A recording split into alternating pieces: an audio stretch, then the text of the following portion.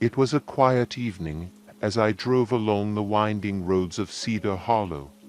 The setting sun painted the sky with shades of orange and purple, casting long shadows across the pavement.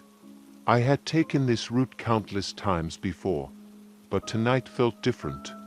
An unsettling chill crept through the air, and an inexplicable sense of foreboding hung around me. I was on my way back from visiting a friend who lived on the outskirts of town. The drive was normally peaceful, but as I navigated the familiar twists and turns, a strange feeling washed over me. The trees lining the road seemed to loom closer, their gnarled branches reaching out like skeletal hands. I shook my head, dismissing the unease as fatigue from the long day. About halfway home, I spotted something up ahead, a figure standing by the roadside, silhouetted against the fading light. As I got closer, I realized it was a woman, dressed in a tattered coat and holding a small duffel bag. She looked out of place, and instinctively, I felt a sense of dread. I slowed down, debating whether to stop. A part of me warned against it, recalling stories of hitchhikers who led unsuspecting drivers into dangerous situations. But another part of me, driven by empathy, urged me to help. After all, what if she was in trouble? Reluctantly, I pulled over. As the car came to a halt, I rolled down the window. "Do you need a ride?" I asked, trying to keep my voice steady. The woman looked at me with wide, haunted eyes. "Please," she whispered, her voice barely audible. "I just want to get home." I hesitated for a moment, then opened the door. "Hop in." "Where are you headed?" "Just down the road," she replied, climbing into the passenger seat. Her presence was unsettling, and I couldn't shake the feeling that something was off. As we resumed our journey, I glanced at her from the corner of my eye. Her face was pale, and her hands trembled slightly. "What happened?" I asked, trying to make conversation. "Are you okay?" "I was at a party," she said, her voice shaking. "Things got out of hand. I just wanted to leave." The road stretched ahead, but I could feel the tension thickening in the air. I turned the radio on to break the silence, but the static buzzed angrily. I switched it off, feeling a growing unease settle in my stomach. Suddenly, the woman leaned closer, her breath cold against my ear. "You need to drive faster," she whispered urgently. I glanced at her in alarm. "Why?" "Because they are coming," she said, her eyes wide with fear. "They won't stop until they catch me." My heart raced as I pressed down on the accelerator. The headlights pierced through the darkness, illuminating the empty road ahead. "Who is coming?" I demanded, trying to keep my voice steady. "The ones who took me," she replied, her voice trembling. "I escaped, but they will find me again." Panic bubbled within me. I didn't know if she was delusional or if there was truth to her words. The trees blurred past, and the only sound was the engine roaring beneath us. I wanted to believe it was all a joke, but the fear in her eyes told a different story. "Where do you live?" I asked, trying to remain calm. "Just a little further down the road," she said. "Please, hurry." I glanced at her again, my gut telling me to turn back. The road felt endless, and every shadow seemed to morph into something sinister. "Are you sure this is the right way?" I asked, my voice tight with tension. "Yes, just keep going," she insisted, her voice rising in urgency. Then, out of the corner of my eye, I saw headlights approaching rapidly behind us.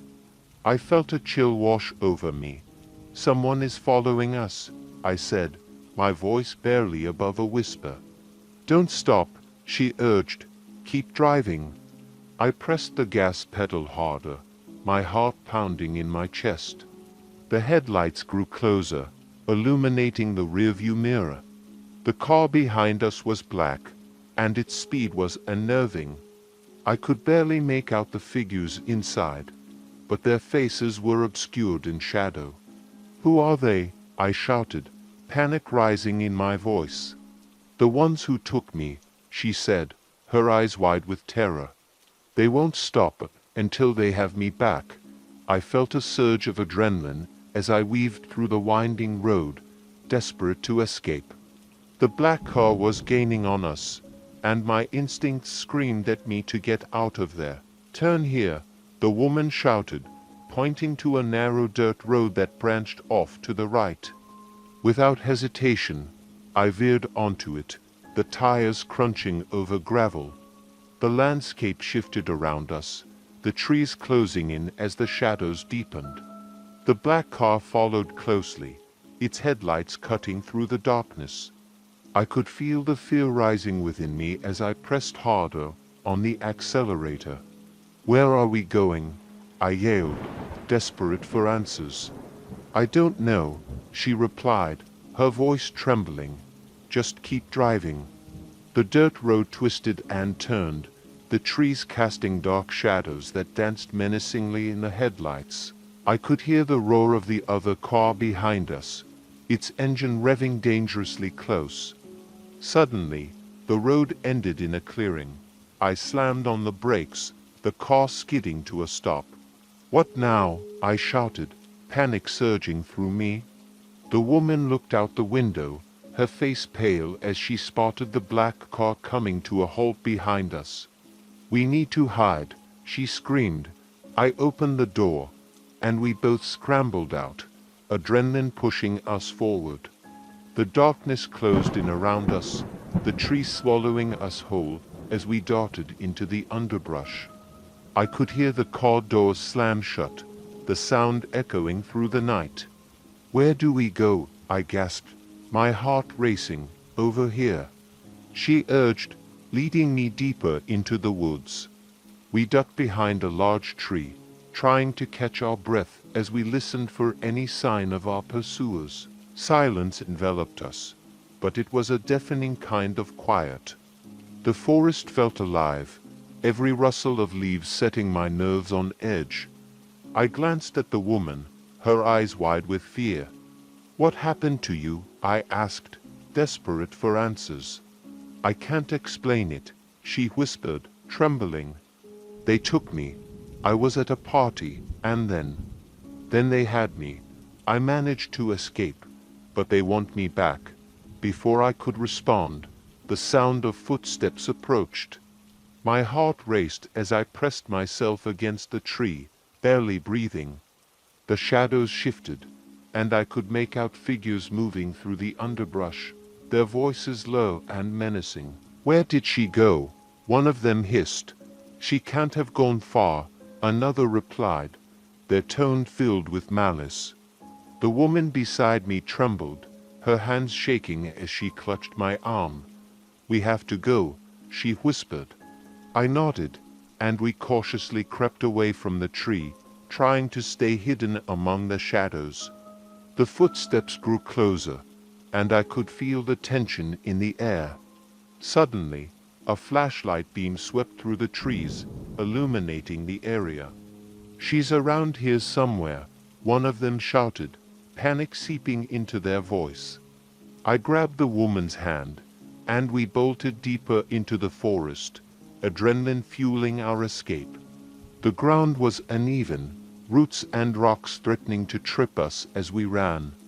We stumbled upon a small cabin nestled between the trees. It looked abandoned, but desperation pushed us forward. "In there," I urged, and we ducked inside, just as the voices grew louder behind us. The cabin was dark and musty, the air heavy with dust. We huddled in a corner, listening as the footsteps approached. "She has to be nearby," one of them shouted. I could feel my heart racing in my chest, the silence stretching out as we held our breath. The door creaked open, and I clenched my fists, ready to fight if necessary. But instead of finding us, the figures moved past, their voices fading as they searched the area. "She won't escape this time," one of them yelled before the sound of footsteps vanished into the distance. We waited, the silence wrapping around us like a blanket. After what felt like an eternity, I dared to speak. "Are they gone?" "I think so," she replied, her voice barely a whisper. I cautiously peeked out the window, my heart still racing.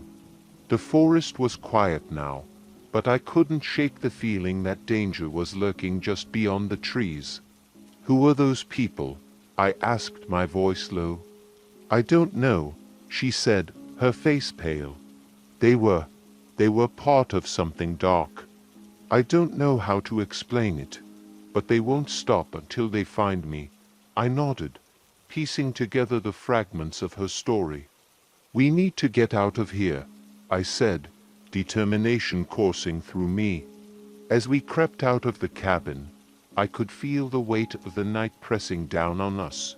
The road was still a distance.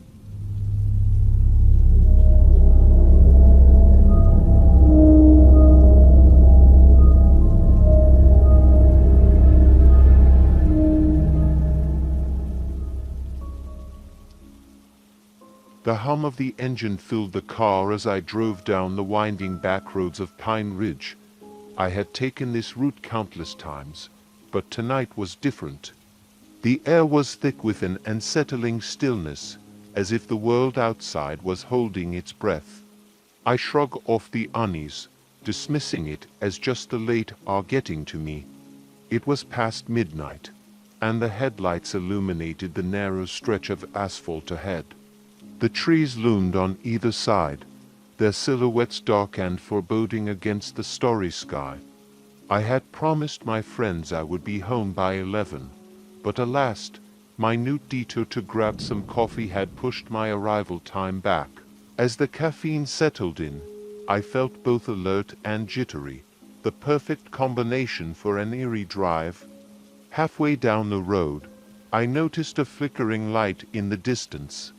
As I got closer, I realized it was a single street lamp casting a weak glow in an otherwise pitch-black area. I slowed down, curious. There, at the edge of the light, stood a figure, a man wearing a worn-out jacket, his face obscured by shadows.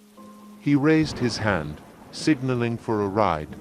My instincts screamed to keep driving.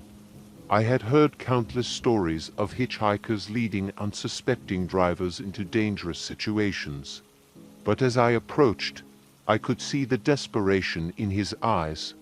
He looked disheveled, and I felt a pang of empathy. What if he was truly in need? With a heavy heart, I pulled over. "Need a lift?" I asked, trying to sound more confident than I felt. "Yeah, please," he replied, climbing into the back seat without hesitation. I glanced in the rearview mirror, catching a glimpse of his gaunt face. "Thank you. I've been waiting for hours." I nodded, trying to make small talk as I drove. "Where are you headed?" "Just down the road, to the nearest town," he said, his voice barely audible. I missed the last bus.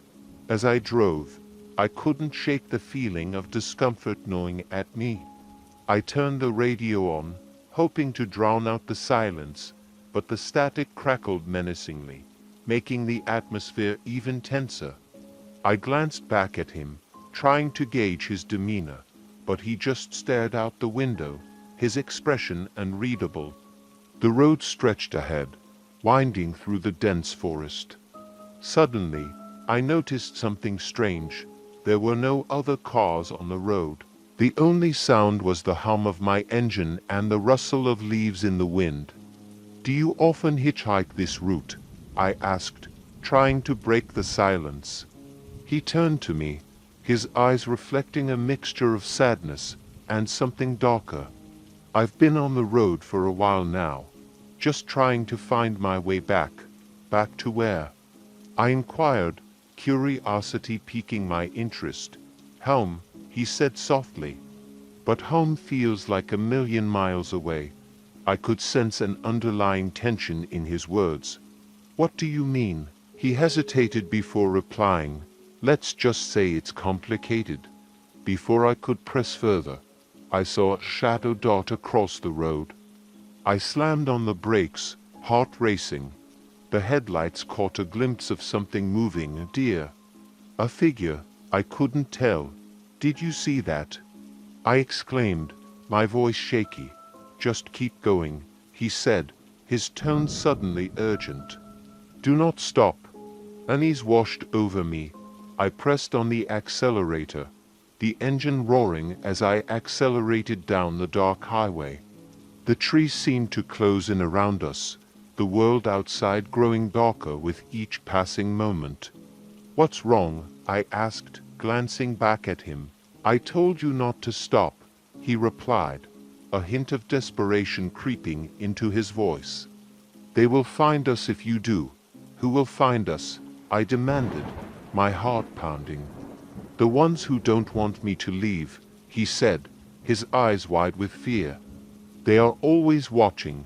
Just then, a pair of headlights appeared in the rearview mirror, growing larger as they approached. My pulse quickened as I felt a surge of panic. I had hoped for a break in the eerie atmosphere, but the sight of another car only heightened my anxiety. Drive faster, the man urged, leaning forward. We need to lose them. I pressed the gas pedal harder, my eyes glued to the road ahead. The car behind us was gaining speed, the driver determined. What is going on? I shouted, panic creeping into my voice. They're coming for me, he replied, his voice trembling. You have to help me, my mind raced. Was I being pulled into something dangerous? The road ahead was desolate, the trees looming ominously as the black car closed in. I glanced at the speedometer, 80 miles per hour. I couldn't go any faster. I swerved to avoid a pothole, my heart pounding. I don't even know your name, Daniel, he said, glancing back at the car behind us. They will stop at nothing to get me back. I took a deep breath, focusing on the road. Why? What have you done? I didn't do anything. They just want me back, he shouted, panic rising in his voice.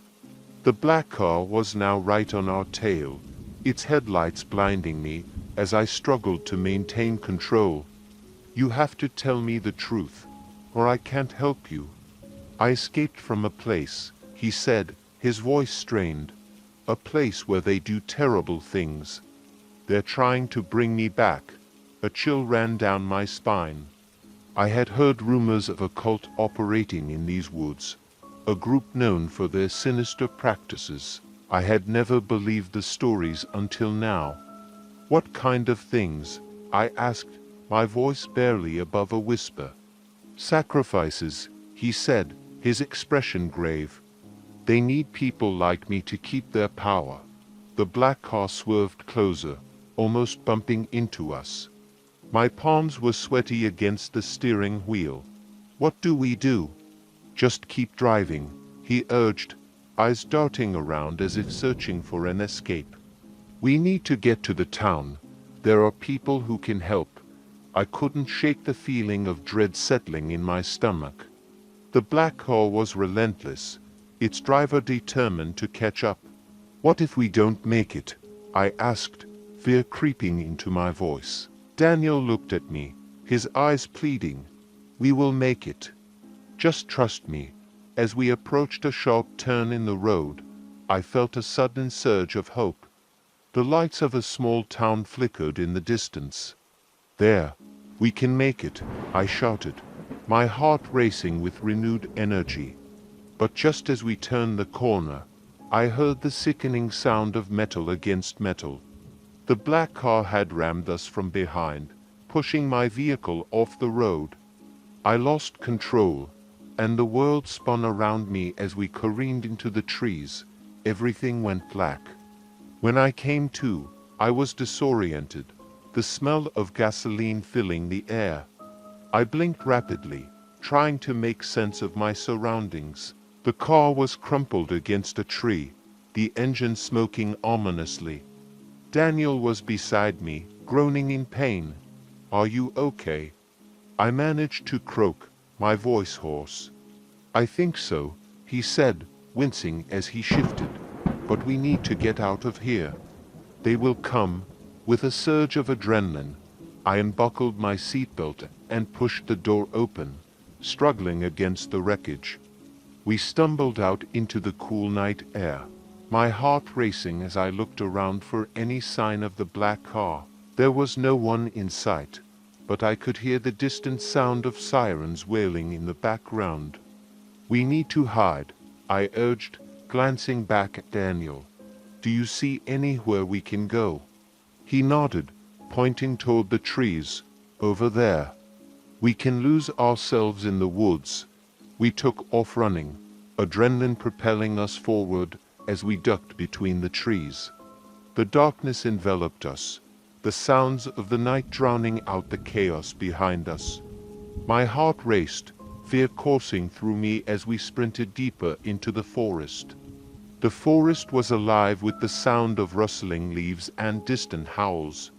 I couldn't shake the feeling of being watched, as if eyes were lurking in the shadows. After what felt like an eternity, we finally reached a small clearing. We collapsed onto the ground, gasping for breath. "We need to stay quiet," Daniel whispered, his voice shaky. I nodded, the weight of fear pressing down on me. The distant sound of sirens grew closer, echoing through the trees. I could hear the crunch of footsteps, and my heart raced. "Do you hear that?" I whispered, straining to listen. "Yeah," Daniel replied, his face pale. "We need to move." Just as we were about to get up, the sound of laughter echoed through the clearing. I froze, my blood running cold. The laughter was chilling, filled with malice. "They're here," Daniel said, his voice barely above a whisper. I glanced around, searching for any escape. "What do we do?" "Just stay quiet and let them pass," he said, his eyes wide with fear. The laughter grew louder, and I could see shadows moving through the trees. A group of figures emerged, their faces obscured by the darkness, but I could feel their eyes scanning the area. "On the count of 3, I said, determination flooding my voice. 1, 2, 3. We scrambled to our feet, racing toward the nearest tree. I climbed as quickly as I could, my heart pounding as I found a sturdy branch to perch on. Daniel followed closely, and we both crouched low, trying to remain unseen. The laughter grew louder as the figures drew closer. I peered down, trying to make out their faces. They wore dark clothing, their expressions twisted with a sinister glee. "Where are they?" one of them asked, scanning the area. "They could not have gone far. Split up," another commanded. "We will find them."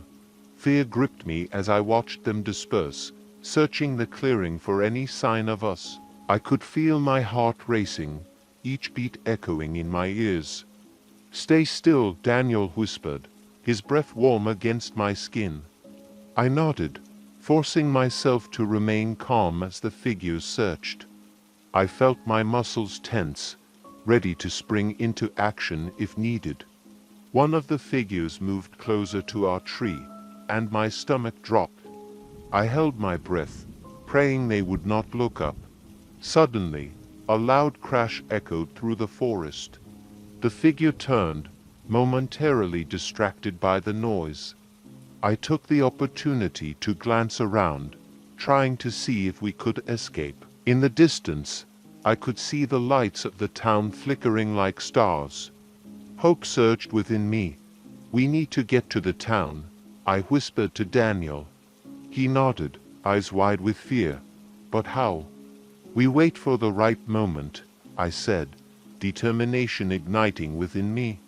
As the figures continued their search, I focused on the sounds around us. The forest was alive with noise, the rustle of leaves, the distant calls of nocturnal animals. After what felt like an eternity, one of the figures called out, "They are not here. Let us go back." Relief washed over me as I watched them retreat, their laughter fading into the distance. "Now," I whispered urgently. We climbed down carefully, our hearts racing as we landed silently on the ground. "This way," I urged, pointing toward the direction of the town. We moved quickly, staying low as we navigated through the trees. The darkness enveloped us, but the flickering lights in the distance urged us forward. Just as we reached the edge of the forest, I felt a hand grab my shoulder. I spun around, heart racing, ready to fight. It was Daniel, his face pale with fear. "We cannot go back," he warned, glancing over his shoulder. "I know," I said, trying to calm my racing heart. "But we cannot stay here either. We need to keep moving." With determination, we sprinted toward the lights, adrenaline pumping through our veins. The sound of the sirens grew louder, and I could feel a sense of hope rising within me. We burst onto the road, the headlights of cars illuminating the darkness. I could see a diner up ahead, its neon sign flickering brightly. "Over there," I shouted, pointing. We dashed toward the diner, my heart racing as we pushed through the door. The warmth of the interior enveloped us, the smell of coffee and fried food filling the air. "Help!" I shouted, my voice echoing through the small space. "We need help." The few patrons inside turned to look at us, confusion etched on their faces. The waitress dropped a tray of dishes, her eyes wide with shock. "What happened?" she asked, rushing over. "We are being chased," Daniel said, breathless. "Please, you have to help us." The diner owner, a burly man with a thick beard, stepped forward. "You need to call the police," he said, his expression turning serious. "I will," the waitress said, rushing to the phone. "Please hurry," I urged, glancing out the window. The shadows of the trees danced ominously in the night. The owner moved to the door, peering outside. "Do you see them?" I nodded, my heart pounding. They were following us. Just then, the diner's door swung open, and a figure stepped inside. My heart sank as I recognized him, the man who had hitchhiked with us. "Daniel," he said, a chilling smile spreading across his face. "You thought you could escape, get away from him," I shouted, stepping in front of Daniel protectively. The diner fell silent, the atmosphere thick with tension. The owner stepped forward, his fists clenched. "You need to leave. We do not want trouble here." The man laughed, a sound that sent shivers down my spine. "You do not understand. This is not over." Daniel's eyes widened in fear as he stepped back. "You should not have followed me," he said, his voice trembling. The man's smile widened. "Oh, but I must. You belong to us." I felt a surge of anger as I stood my ground. "He is not going anywhere with you." The man's expression darkened, and he stepped closer. "You do not know what you are dealing with." The owner stepped forward, trying to defuse the situation. "This is a diner, not a place for your games. If you do not leave, I will call the police." The man laughed, a chilling sound that echoed in the small space. "The police cannot save you." Before I could react, he lunged forward, grabbing Daniel's arm. I reacted instinctively, shoving him away with all my strength. The diner erupted into chaos as people shouted and scrambled for safety. The man stumbled back, momentarily dazed. I grabbed Daniel's hand, pulling him toward the back exit. "Run!" I shouted, pushing through the door and into the alley behind the diner. We dashed down the narrow passage, my heart racing as I glanced back to see if he was following. The sound of footsteps echoed behind us, growing louder as we ran. "Where do we go?" Daniel panted, glancing around. I spotted a back road that led toward the town center. "This way," I yelled, leading the way. As we sprinted down the road, I could hear the distant sound of sirens wailing in the night. Hope surged within me as I pushed forward, adrenaline fueling my every step. We reached the town square, the lights bright against the darkness. I could see people moving about, oblivious to the danger lurking behind us. "There," I shouted, pointing to a nearby police car parked at the edge of the square. We rushed over, waving our arms frantically. "Help!" I shouted, desperation rising in my voice. The officers inside looked up, startled by our frantic movements. "What is going on?" one of them asked, stepping out of the car. "We are being chased. There is a man after us," I exclaimed, my heart racing. The officer's expression turned serious as he glanced around the square. "Where is he back there?" I pointed toward the alley, fear surging within me. "Stay here," he said, motioning for his partner to follow. As they moved toward the alley, I turned to Daniel, my heart pounding. "Do you think they will catch him?" "I hope so," he replied, his eyes wide with fear. Moments felt like hours as we waited, the tension hanging thick in the air. Suddenly, I heard the sound of shouting. "Get back," one of the officers yelled.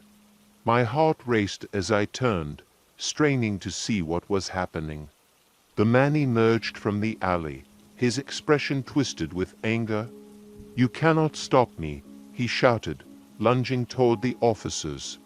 The other officer quickly drew his weapon, shouting for the man to halt. "Get on the ground." The man hesitated, then suddenly turned and sprinted away. "Stop," the officer yelled, pursuing him into the darkness. I felt a mixture of relief and dread. "What will happen now?" I asked Daniel, my heart racing. "I do not know," he replied, his expression grave. The sound of sirens grew louder as more police arrived, their lights flashing against the darkness. The town square buzzed with activity, officers rushing in all directions. As I stood there, trying to process everything that had happened, I felt a hand on my shoulder. I turned to see the officer who had first approached us. "Are you two okay?" he asked.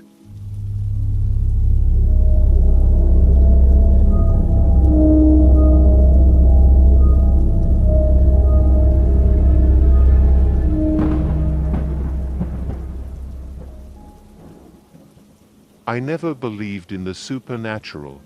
The idea of ghosts, curses, and haunted objects seemed like mere tales to scare children. But everything changed the day I stumbled upon the dollmaker's shop on the outskirts of town. The sun was beginning to set as I drove through the winding roads, eager for a weekend getaway in the countryside. My friends had often mentioned the dollmaker, an eccentric artist known for his lifelike dolls. They claimed the dolls looked so real that it was unsettling, and some even whispered that they had strange powers. I chuckled at the thought, finding it amusing how my friends could be spooked by something so harmless. As I parked my car and approached the shop, a chill ran down my spine. The wooden sign above the door creaked ominously in the wind, and the glass windows were clouded with dust, hiding whatever lay inside. I hesitated for a moment before pushing the door open, a small bell ringing as I entered. The interior was dimly lit, filled with shelves lined with dolls of every kind. Some wore elegant dresses, while others were dressed as children from different eras. Their glassy eyes seemed to follow me as I moved, and I shook off the unease creeping over me. "Welcome," a voice said, breaking the silence. I turned to see an old man behind the counter, his hands stained with paint and wood shavings. "I am Felix, the doll maker. What brings you here?" "I heard about your dolls and wanted to see them for myself," I replied, trying to sound casual. Felix smiled, but there was something unsettling about it. "Are my creations. Each one has a story.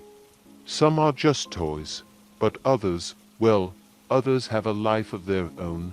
I raised an eyebrow, intrigued. "What do you mean?" He leaned closer, lowering his voice. "Some dolls can capture the essence of a person. They can feel emotions, even memories, but not all spirits are benevolent. You must be careful with what you choose." My heart raced as I scanned the shelves, my gaze landing on a doll sitting in a glass case. It was a porcelain figure with delicate features, dressed in a tattered blue dress that seemed to flutter despite the lack of a breeze. Her hair was a tangled mess, and her eyes, oh those eyes, were a deep, haunting blue. "That one," I said, pointing. "What's her story?" Felix's expression darkened. "Ah, that is Elora. She was created long ago, before I fully understood the consequences of my craft. She has seen much pain and sorrow." "Pain?" I echoed, feeling a chill in the air. Felix nodded gravely. "She was meant to bring joy, but she became a vessel for sadness. Many who owned her experienced misfortune. I keep her here to prevent her from causing further harm." Despite his warning, something compelled me to reach for the glass case. "Can I hold her?" "No," Felix said sharply, his eyes narrowing. "You must not touch her." I took a step back, feeling foolish for my boldness. "Sorry, I just found her intriguing." "Dolls are more than just toys," he said, a hint of desperation in his voice. "They hold the weight of their past." I shrugged off his words, dismissing them as eccentricity. "I appreciate the artistry, but I will be fine." Felix sighed, his expression softening. "If you must have a doll, I recommend one of the others. Perhaps the one over there." He gestured to a different shelf, where a cheerful doll with rosy cheeks smiled back at me. I nodded, willing to consider his suggestion. "All right, I will take a look." As I moved toward the other dolls, Alera's gaze seemed to follow me, drawing me in. The further I walked, the stronger the pull I felt, as if she were whispering secrets meant only for me. Eventually, I chose a more cheerful doll, a little girl with braided hair and a bright yellow dress. "I will take her," I said, bringing the doll to Felix. He smiled, but I could see a flicker of worrying in his eyes. "Very well, but remember, dolls have a way of revealing the truth about their owners." I paid for the doll and left the shop, a sense of unease settling in my stomach. The cheerful doll felt warm in my hands, but I could not shake the lingering presence of Elora. As I drove home, I thought about my friend's warnings. Was I foolish for dismissing Felix's words? I shook my head, convincing myself I had made a good choice. After all, I loved dolls, and this one was perfect for my collection. That night, as I set the cheerful doll on my dresser, I noticed something strange. The air felt heavy, and shadows danced along the walls. I brushed it off as my imagination, but a cold shiver ran down my spine. I turned off the lights, but sleep eluded me. I tossed and turned, feeling an eerie presence in the room. Suddenly, a soft giggle echoed in the darkness, sending my heart racing. "Hello," I called out, my voice trembling.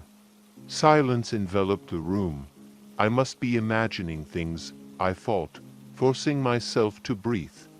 Just as I was about to drift off, I heard it again, a soft, playful laugh, followed by the sound of tiny footsteps. Panic surged through me, and I shot up in bed, scanning the room for the source of the noise. The cheerful doll sat innocently on the dresser, but I could not shake the feeling that something was wrong. I decided to confront my fears. I turned on the lamp, illuminating the room with a warm glow. As the light flickered, I noticed the doll's eyes seemed to glisten, almost as if she were watching me. "Stop it," I muttered, shaking my head. "It is just a doll." But deep down, I felt a growing unease. I got up, feeling compelled to investigate the source of the laughter. As I stepped into the hallway, I heard it again, clearer this time, a soft giggle echoing from the living room. I crept toward the sound, my heart pounding in my chest. When I reached the doorway, I paused, peering inside. The room was dark, the only light coming from the moon filtering through the window. Suddenly, I saw movement, a figure darting across the room, disappearing behind the couch. My breath caught in my throat. "Who's there?" I demanded, my voice shaking. No answer, just silence. I took a step forward, the floor creaking beneath my feet. As I moved closer, I felt a chill in the air, and the laughter returned, more pronounced this time. My heart raced as I realized the laughter belonged to the cheerful doll. But how could that be? I had just bought her. I turned to leave, but before I could, I felt something brush against my leg. I yelped, stumbling back. "What the hell?" I flicked on the light switch, flooding the room with brightness. To my shock, I saw the cheerful doll sitting on the floor, grinning up at me as if she had been there the whole time. I was frozen in disbelief. Had I really seen her move? "You are imagining things," I whispered to myself, trying to regain my composure. I scooped up the doll and clutched her tightly. "You are just a doll," I reassured myself. But the giggling returned, echoing around the room. I felt a sudden rush of anger. "Enough," I shouted, tossing the doll onto the couch. As I turned to leave, a cold breeze swept through the room, causing the lights to flicker. My heart raced, and I felt an inexplicable urge to return to the doll. I picked her up again, this time more cautiously. "What do you want from me?" I demanded, feeling foolish for talking to an inanimate object. The laughter faded, and I felt a shift in the atmosphere. A calmness enveloped me, almost comforting. It was as if the doll was trying to communicate, to show me something. "Fine," I muttered. "Show me," as if in response, I felt an overwhelming sense of nostalgia wash over me. Memories of my childhood flooded back, playing with dolls, building fortresses, imagining worlds where we ruled as queens. I had forgotten how much joy those moments had brought me. The doll felt warm in my hands, and I began to relax. "Okay, maybe we can be friends," I said softly. From that moment, I felt a strange connection to the doll. I began to take her everywhere, sharing my thoughts and feelings as if she were a confidant. But as days turned into weeks, things took a dark turn. I began experiencing unexplainable events. Objects moved from their places, whispers echoed through my home, and shadows danced in the corners of my vision. I dismissed the occurrences at first, attributing them to stress from work. But one night, I woke up to find the cheerful doll sitting upright on my nightstand, staring directly at me. "Okay, this is getting weird," I muttered, trying to brush it off. But the laughter returned, echoing around the room. I felt my heart race as I jumped out of bed, glaring at the doll. "Stop it." To my shock, the doll's mouth moved as if she were trying to speak. I stumbled back, unable to comprehend what I was witnessing. I grabbed my phone, desperate to document the bizarre events unfolding around me. "Is someone there?" I asked, holding the camera up. The doll sat silently, But the laughter continued, louder now, swirling around me like a whirlwind. Suddenly, I felt a tug on my leg. I looked down to see the doll at my feet, grinning wider than ever. "What do you want?" I yelled, frustration boiling over. In that moment, I felt a surge of emotion wash over me, fear, anger, sadness, and an overwhelming sense of longing. It was as if the doll was channeling the spirits of those who had come before her. I began to understand that Elora was more than just a doll. She held the weight of lost souls, their stories intertwined with my own. From that day on, I made it my mission to uncover the truth. I returned to the doll maker's shop, determined to find answers. When I arrived, I found Felix working on a new doll, his brow furrowed in concentration. "Ah, you returned," he said, looking up with a mixture of surprise and concern. "I need to know more about Elora," I stated firmly. Felix's expression darkened. "I warned you. She is not to be taken lightly. I know, but I feel connected to her. I need to understand." He sighed, his gaze shifting to the floor. Elora was created in a time of great sorrow. The girl who inspired her was a victim of tragedy. She was loved but lost, and Elora became her vessel, carrying her pain. "Why did you keep her?" I asked, my curiosity piqued. "I believed I could contain her spirit, protect others from her anguish," Felix replied, his voice filled with regret. "But I was naive. The darkness she carries cannot be easily contained." My heart sank as I realized the gravity of the situation. "What can I do?" Felix studied me for a moment before answering. "You must confront her spirit. Allow her to express her pain. Only then can you break the curse." I nodded, determination flooding through me. I returned home, the weight of my mission heavy on my shoulders. That night, I placed Elora on my desk and sat in front of her, ready to face whatever lay ahead. "Show me your pain," I whispered, my voice trembling. Suddenly, the room grew cold, and shadows crept along the walls. I felt the presence of lost souls enveloping me, their whispers echoing in my mind. Memories flashed before my eyes, a girl playing in a field, laughter echoing as she twirled in the sunlight. Then the scene shifted to darkness, a storm, a crash, and the sound of a heart breaking. Tears streamed down my face as I experienced the anguish of Elora's past. I saw her trapped in a cycle of sorrow, longing for freedom but unable to escape. "Please let her go," I pleaded, feeling the weight of her pain. In that moment, I understood the truth. Elora was not just a doll. She was a reflection of the pain we all carry, the fear of loss, the desire for connection, and the hope for healing. As the shadows began to recede, I felt a warmth enveloping me. The laughter returned, but this time it was different, lighter, more joyful. Elora's eyes sparkled as I held her close, feeling her spirit shift. "You are free," I whispered, releasing her pain into the universe. With that, the room brightened, the heaviness lifting as Elora's spirit found peace. From that day forward, I kept the cheerful doll by my side, a reminder of the connection we all share, the pain we endure and the healing that comes from understanding.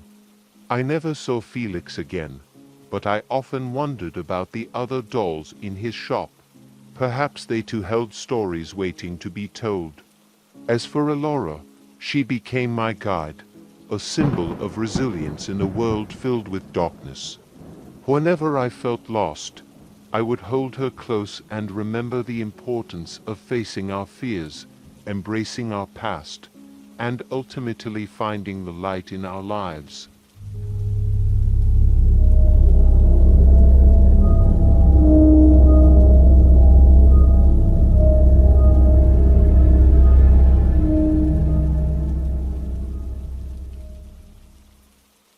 The gentle hum of the car engine was a soothing backdrop as I navigated the winding roads toward the small town of Meadowbrook. My friends and I had decided to take a weekend trip to explore the rural landscape and escape the hustle and bustle of city life. Little did I know, this trip would lead me to discover something far darker than I had anticipated. As we entered the town, I noticed the quaint charm of the place. Colorful flowers adorn the picket fences, and old oak trees line the streets. It was picturesque, a slice of heaven tucked away from the chaos of modern life. But as I drove deeper into the heart of Meadowbrook, an unsettling feeling began to creep over me. My friends, Jenna and Mark, were flipping through their phones, excitedly planning our itinerary. "Have you guys heard about the doll shop?" Jenna asked, her eyes sparkling with curiosity. "The one that's supposed to have haunted dolls," Mark replied, raising an eyebrow. "I thought those were just urban legends. They say the owner crafts each doll with a spirit trapped inside," Jenna explained, her voice dropping to a whisper. "Some people claim they've seen the dolls move on their own." I rolled my eyes, trying to dismiss the unsettling thoughts flooding my mind. It's probably just a gimmick to attract tourists, but my heart raced at the idea of visiting the doll shop. Despite my skepticism, a strange curiosity tugged at me. That evening, as we settled into our rented cabin, the thought of the dolls lingered in my mind, making it hard to sleep. The following morning, I awoke to the sun streaming through the window, warming my skin. After breakfast, we decided to explore the town. I suggested we check out the doll shop, partly out of curiosity and partly to prove that the legends were just stories. We found the shop nestled between two antique stores, its wooden sign swinging gently in the breeze. The moment I stepped inside, a chill ran down my spine. The air was thick with an unsettling energy, and the dim lighting cast eerie shadows across the room. Rows upon rows of dolls lined the shelves, each one crafted with incredible detail. Some wore elegant gowns, while others were dressed as children from different eras. Their glassy eyes seemed to watch us as we moved, and I shivered at the thought. "Look at this one," Jenna exclaimed, holding up a doll with wild, curly hair and a crooked smile. "She's adorable." I forced a smile, but I felt a sense of dread creeping over me. "Yeah, cute," I said, trying to sound enthusiastic. Mark wandered over to a shelf filled with more sinister-looking dolls. "These are creepy," he said, chuckling nervously. "What kind of person would want these in their house?" "That would be the doll maker," a voice interrupted.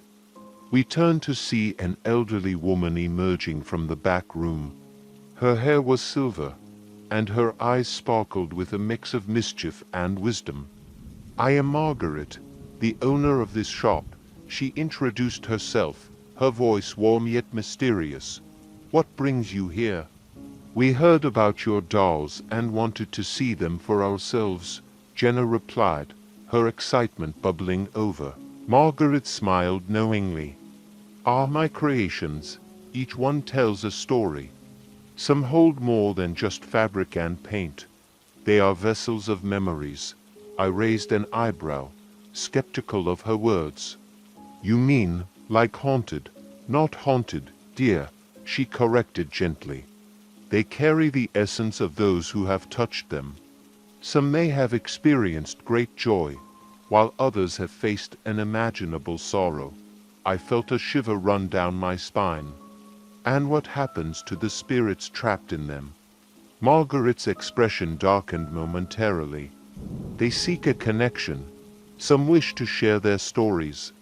Others may not be so kind." "Is that why the dolls look so lifelike?" Mark asked, peering closer at one with wide eyes.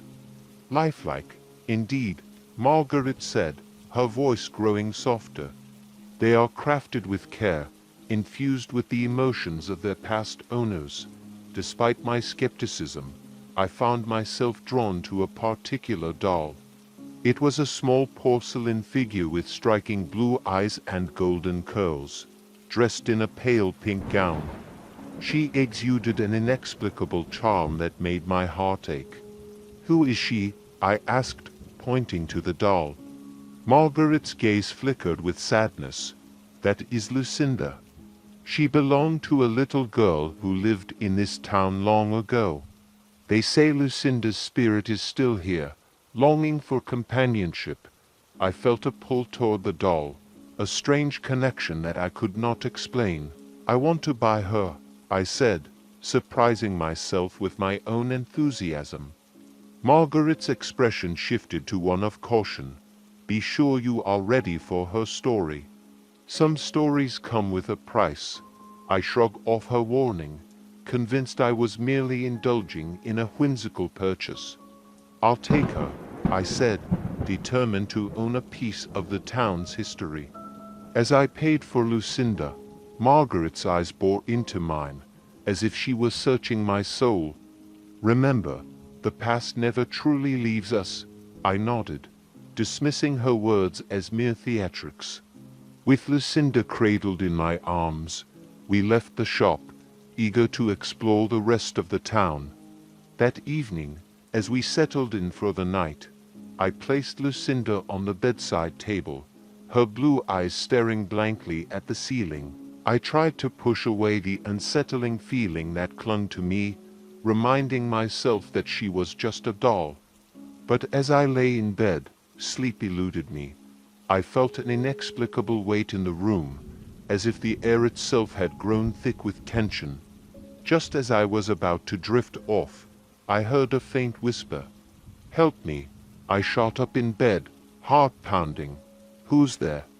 I called out, my voice trembling. Silence answered me. I glanced at Lucinda, who sat innocently on the table, her expression unchanged. It was just my imagination, I reassured myself, but sleep remained elusive. I tossed and turned, unable to shake the feeling that I was being watched. The next morning, I decided to confide in Jenna and Mark. "Last night, I heard something," I said, my voice low as we gathered for breakfast. "What do you mean?" Mark asked, intrigued. "I think I heard Lucinda whispering to me," I confessed, feeling foolish. Jenna raised an eyebrow. "You do realize that was probably just a dream, right?" "Yeah, but it felt so real," I replied, shivering at the memory. "We should take her outside," Jenna suggested. "Maybe some fresh air will help." Reluctantly, I agreed. We took Lucinda to the nearby park, where laughter and joy filled the air. As I placed her on a picnic blanket, I noticed the children playing nearby. "Look at her," Jenna exclaimed. "She fits right in." For a moment, I felt lighter, as if the weight of my fears had lifted. But as the sun began to set, the laughter faded, and an uneasy feeling settled back in. That night, I returned to the cabin, feeling restless. I placed Lucinda back on the bedside table and tried to distract myself with my phone, scrolling through social media. Just as I was about to give in to sleep, I heard the whisper again, this time clearer than before. "Help me." My heart raced as I turned to the doll, unable to shake the feeling that she was somehow alive. "What do you want?" I asked, my voice barely above a whisper. "Help me," she repeated, the words echoing in my mind. Panic surged through me. I grabbed my phone and searched for information about Lucinda. What I found made my blood run cold. Lucinda was the name of a girl who had vanished decades ago, her disappearance never solved. The townspeople spoke of a dark spirit that haunted the area, searching for its lost soul. I felt a chill envelop me as the pieces began to fall into place. Lucinda was not just a doll. She was a reminder of the tragedy that had taken place in Meadowbrook. That night, I sat in bed, clutching Lucinda tightly. "I will help you," I promised, my heart heavy with determination. The following day, I returned to the doll shop, my mind racing with questions. "Margaret," I said urgently as soon as I walked in, "I need to know more about Lucinda." Margaret looked up, her expression serious. "You should have left her alone." "I can't." I heard her voice. "She's asking for help," I insisted. Margaret sighed, her eyes filled with concern. "Many have tried to help her, but the truth is, she is bound to this world. Her spirit cannot find peace." "Why?" I asked, desperate for answers. "She is searching for her mother," Margaret explained. "When Lucinda disappeared, her mother fell into despair. The darkness consumed her, and now Lucinda's spirit is lost, forever seeking her." Tears filled my eyes as I realized the depth of Lucinda's suffering. "What can I do? You must uncover the truth," Margaret replied softly. "Visit the places Lucinda loved. Seek the memories she left behind. Only then can you help her find her way home." Determined, I left the shop, my heart pounding with urgency. I gathered Jenna and Mark, sharing my newfound knowledge. "We need to visit the places Lucinda knew. Maybe we can find clues about her disappearance." The trio agreed, and we set off to explore Meadowbrook. Our first stop was the old playground where children had once laughed and played. As we walked among the rusted swings and faded slides, I felt Lucinda's presence with me. "Do you think this is where she spent time?" Jenna asked, her voice filled with wonder. "Maybe," I replied, feeling a sense of connection. "But we need to dig deeper."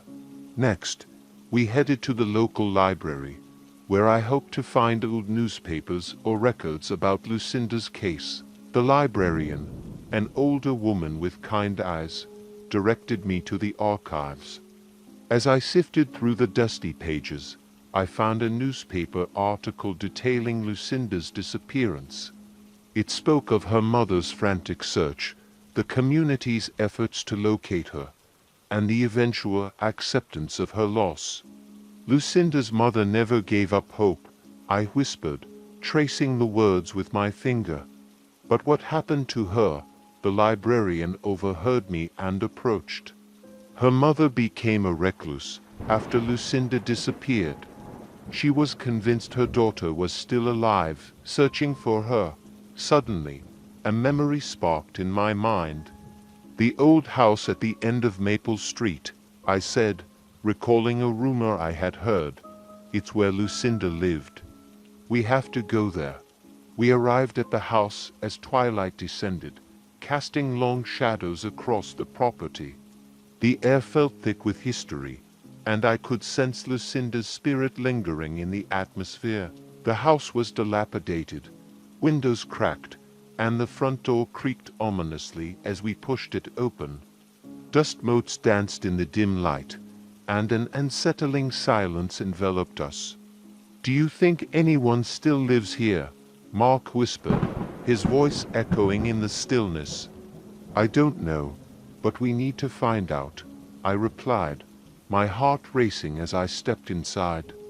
As we explored the dusty rooms, I felt a pull toward the upstairs.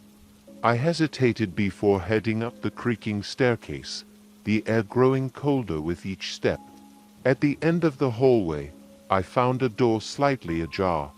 Pushing it open, I stepped into a small bedroom, where faded toys lay scattered across the floor. In the corner, I spotted a dusty old photo album. I flipped through its pages, revealing pictures of a young girl with bright blue eyes, Lucinda. There were photos of her with her mother, smiling and playing in the sunshine. As I reached the last page, I found a note tucked inside. "My sweet Lucinda, I will always believe in you. No matter where you are, I will find you. Tears welled in my eyes. Her mother never stopped searching, I whispered, my heart heavy with sorrow. Suddenly, a gust of wind swept through the room, and I felt the temperature drop.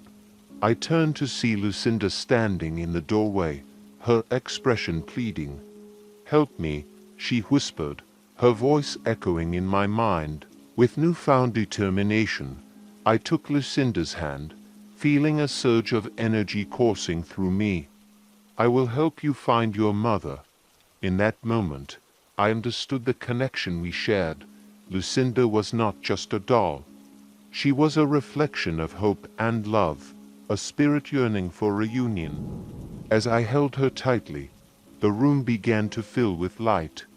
Memories swirled around us, and I felt Lucinda's spirit lift, breaking free from the shackles of sorrow. "Thank you," she whispered, her voice growing fainter. "Thank you for believing." And just like that, she vanished, leaving behind a warm glow that filled the room. Overwhelmed with emotion, I sank to my knees, tears streaming down my face. Jenna and Mark rushed to my side, confusion etched on their faces. "What happened?" Jenna asked, concern lacing her voice. "I think I helped her," I said, my voice trembling. "She's free now." We left the house, the weight of sorrow lifting from my heart. I realized that Lucinda's story was one of love, loss, and the enduring bond between a mother and daughter. That night, I returned to the doll shop to share my experience with Margaret. When I told her what had happened, she smiled knowingly. "You have a gift, my dear," she said softly. "You listened when others did not. Lucinda's spirit will find peace now, thanks to you." I felt a sense of closure wash over me, knowing that I had played a part in freeing a lost soul. From that day forward, I kept Lucinda's spirit alive in my heart. I understood that even in the darkest times, hope could shine through. And although I had set her free, the memories of her journey would stay with me forever. As we packed our bags to leave Meadowbrook, I glanced back at the doll shop one last time. It stood as a testament to the stories we carry with us, the ones of love, loss, and the courage to confront our fears.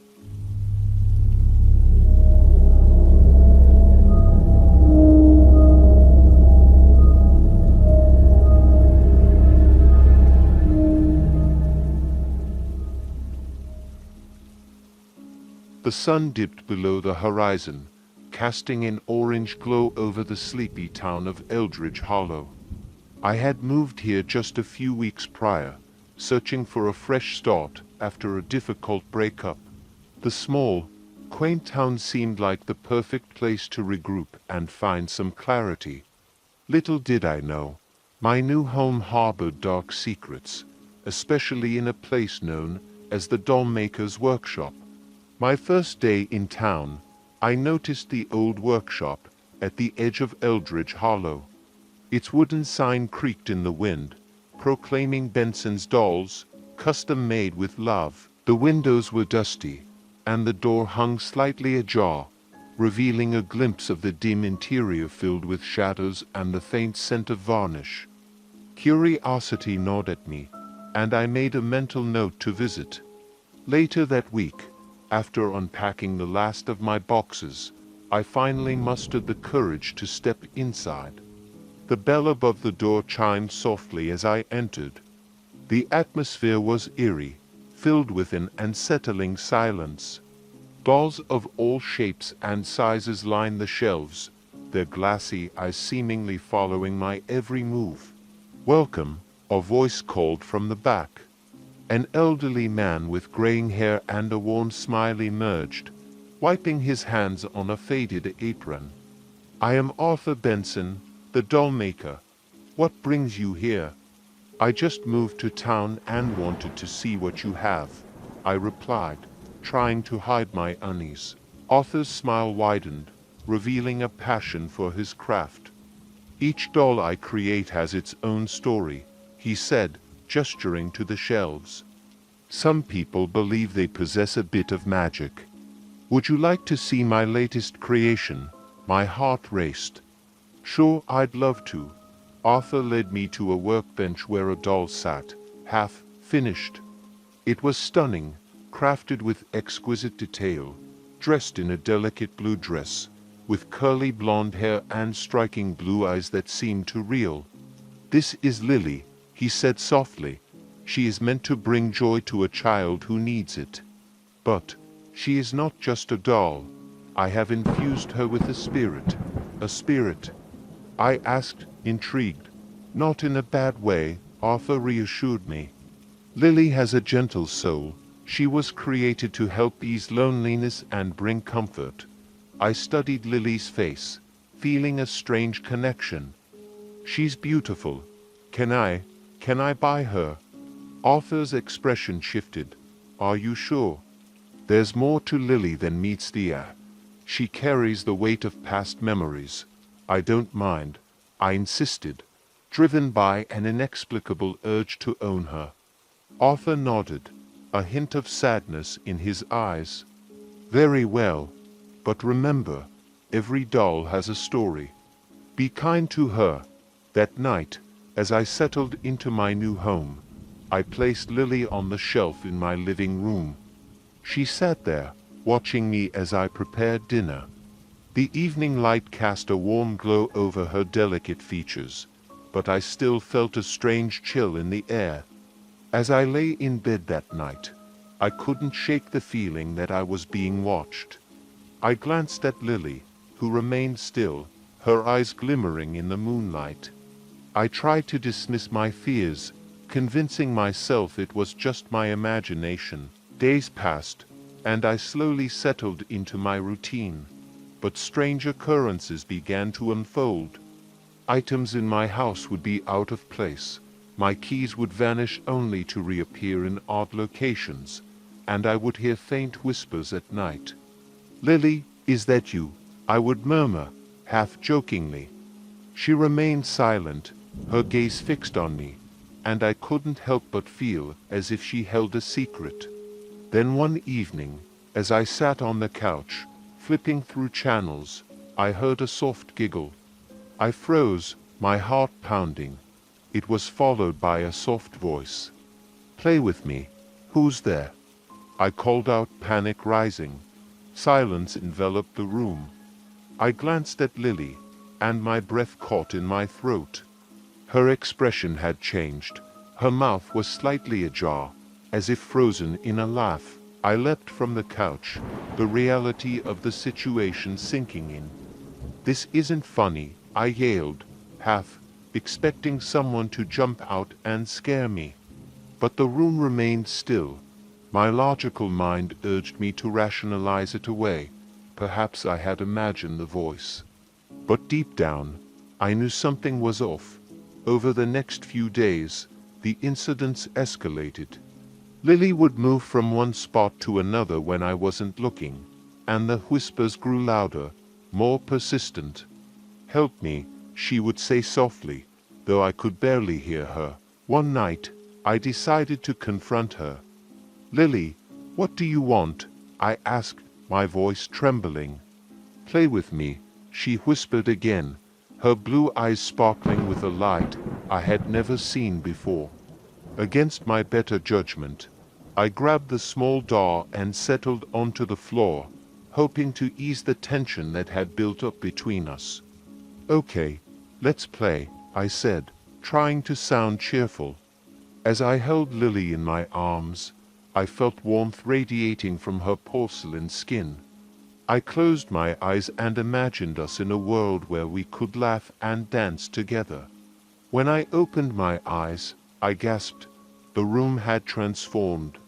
Colors swirled around us, and I found myself in a lush meadow filled with vibrant flowers. Children laughed in the distance, their joyful voices ringing in the air. Lily smiled at me, her expression brighter than ever. "See, isn't this fun?" she exclaimed, twirling in the grass. I couldn't help but join in the joy, dancing alongside her. But as the day wore on, Shadows crept in around the edges of the meadow. The laughter faded, replaced by eerie silence. "Lily, what's happening?" I asked, my heart racing. She turned to me, her smile fading.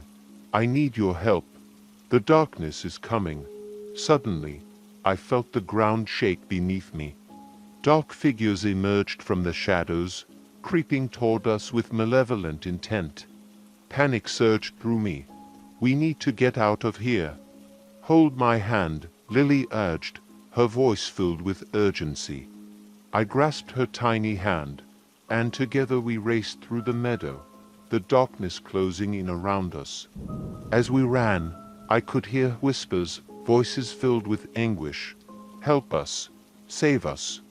With a final burst of energy, I opened my eyes and found myself back in my living room. My heart pounded in my chest, and Lily sat on the floor, her expression unchanged. "Lily, what was that?" I gasped, overwhelmed by the experience. "Help me," she repeated, her eyes shimmering. "I am trapped between worlds." A sense of dread washed over me. "What do you want from me?" "The darkness is coming for me. I need you to set me free," she pleaded. The following day, I returned to the doll shop, desperate for answers. Arthur greeted me with a knowing look, as if he had anticipated my visit. "Arthur, I need to know about Lily," I implored, my voice filled with urgency. He nodded slowly, his expression somber. "Lily carries the spirit of a young girl who lost her way. When she was alive, her mother made a doll for her, hoping to bring joy. But the girl fell into despair, and her spirit became trapped when she lost hope. Can I help her?" I asked, desperation creeping into my voice. "To free her, you must face the darkness," Arthur replied. "It feeds on fear and sorrow. You must confront your own shadows to release her spirit." "Where do I start?" "Follow the whispers," he instructed. "They will guide you to the places that hold her memories." That night, I sat in my living room, determined to face whatever awaited me. I held Lily tightly, taking a deep breath to calm my racing heart. The room was dark, illuminated only by the faint glow of a candle. The whispers returned, louder and more urgent. "Help me! Help us!" I closed my eyes, letting the voices wash over me. They spoke of a park on the outskirts of town, a place where children once played, filled with laughter and joy. I needed to go there. The next day, I set out to find the park, following the winding roads until I reached a secluded area filled with tall trees. The playground equipment stood rusted and forgotten, the laughter of children replaced by an eerie silence. "Lily, are you here?" I called, clutching her tightly. Suddenly, I heard a faint giggle. I turned, my heart racing, and saw a small figure in the distance, a girl with golden curls and bright blue eyes. "Play with me," she called, her voice echoing through the air. "Lily," I exclaimed, rushing toward her. But as I approached, the figure began to dissolve into shadows, the laughter morphing into cries of despair. "Help us!" the voices wailed, surrounding me. I fell to my knees, overwhelmed by the intensity of their sorrow. "I can't help you all," I cried, tears streaming down my face. But deep inside, I felt a flicker of determination. "I will help Lily," I vowed, the words spilling from my lips. "I will face the darkness." The shadows twisted around me, their whispers turning into anguished screams. "No, you cannot save her." I clutched Lily tightly, channeling every ounce of love and hope I had. "You will not take her from me," I shouted, my voice echoing in the void. The shadows recoiled, and I felt a surge of energy course through me. I closed my eyes, envisioning a bright light engulfing the darkness. "You are not stronger than love," I declared, opening my eyes. The shadows screamed as the light expanded, pushing them away. "Help me," Lily echoed, her voice filled with urgency. With one final burst of determination, I thrust Lily forward, releasing her into the light. "You are free," the shadows shrieked as the light enveloped them, dissipating their form. The laughter of children returned, vibrant and joyous, drowning out the despair. As the last remnants of darkness faded, I fell to my knees, gasping for breath. A warm breeze swept through the park, and I looked up to see Lily standing before me, her smile radiant. "Thank you," she whispered, her voice filled with gratitude. "You freed me." Tears of relief streamed down my cheeks. "I will never forget you." With a gentle nod, Lily began to dissolve into shimmering light, her spirit finally at peace. As I stood in the park, the weight of despair lifted from my heart. I understood now that the darkness could only thrive in fear and sorrow. I had faced my shadows, embraced love, and freed a lost soul. Returning home, I felt lighter than ever, the echoes of laughter following me. The experience had transformed me, igniting a new sense of purpose. From that day forward, I carried Lily's spirit with me, a reminder of the strength of love and hope. And whenever I felt doubt creeping in, I would close my eyes and remember the park, the laughter, and the light that triumphed over darkness.